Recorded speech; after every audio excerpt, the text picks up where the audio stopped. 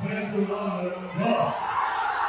जिस तरीके से हमारे बिहारी युवाओं का पलायन करके उनको दूसरे राज्य दूसरे देशों में रहने के लिए मजबूर किया, उसी तरीके से ये लोग चाहते हैं कि चिराग पासवान अगर बिहार आ गया तो युवाओं को उनका हक दिलाएगा, की बात करेगा, किसानों के हक की बात करेगा, मजदूरों के हक की बात करेगा। इसीलिए ये लोग नहीं चाहते कि चिराग पासवान बिहार आए। कई ऐसे लोग हैं जो नहीं चाहते कि चिराग पासवान बिहार आए।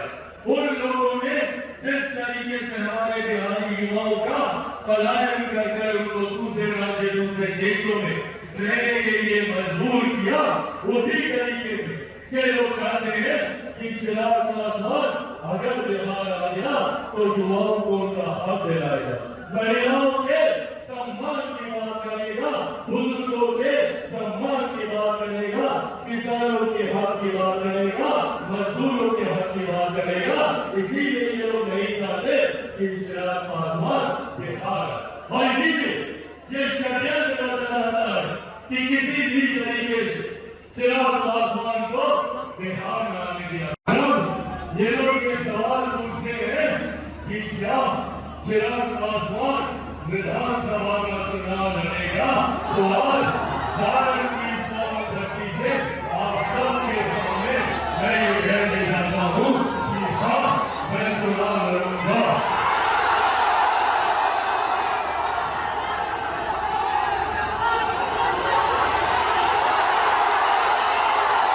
हमारे बिहारी युवाओं को रोजगार में प्राथमिकता दी जाएगी।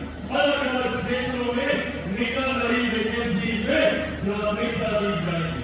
आज जो लोग कलम बांटने की बात करते हैं, जिन लोगों ने रोजगार के बदले आप लोगों की जमीन हड़पने का काम किया, उन्हीं लोगों ने डोमिसाइल नीति को भी बनाने का काम किया। 2023 में जब बिहार में महागठबंधन की सरकार थी और उसमें उप मुख्यमंत्री राजद के थे और शिक्षा मंत्री भी राजद के थे, उस दिन उस कार्यकाल में डोमिसाइल नीति को हटाने का प्रस्ताव निकाला गया।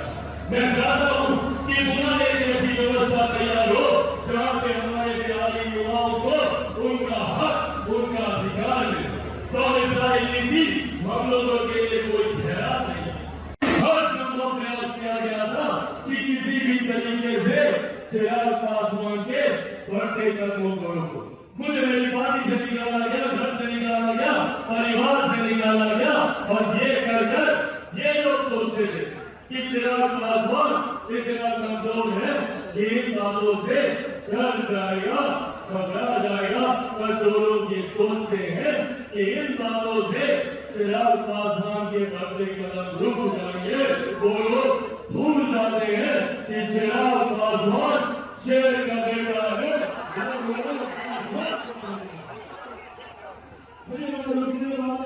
मैं थकने वाला हूँ और डरना तो भैया मैं किसी से नहीं, जिसकी वजह से पलायन जो शुरू हुआ वो कभी रुक नहीं पाया। आज बिहार पर ये वादा आप लोगों से करके जाता है। मेरा संकल्प सिर्फ पलायन को रोकने तक का नहीं है, मेरा संकल्प रिवर्स माइग्रेशन का है। जो लोग पलायन कर रहे हैं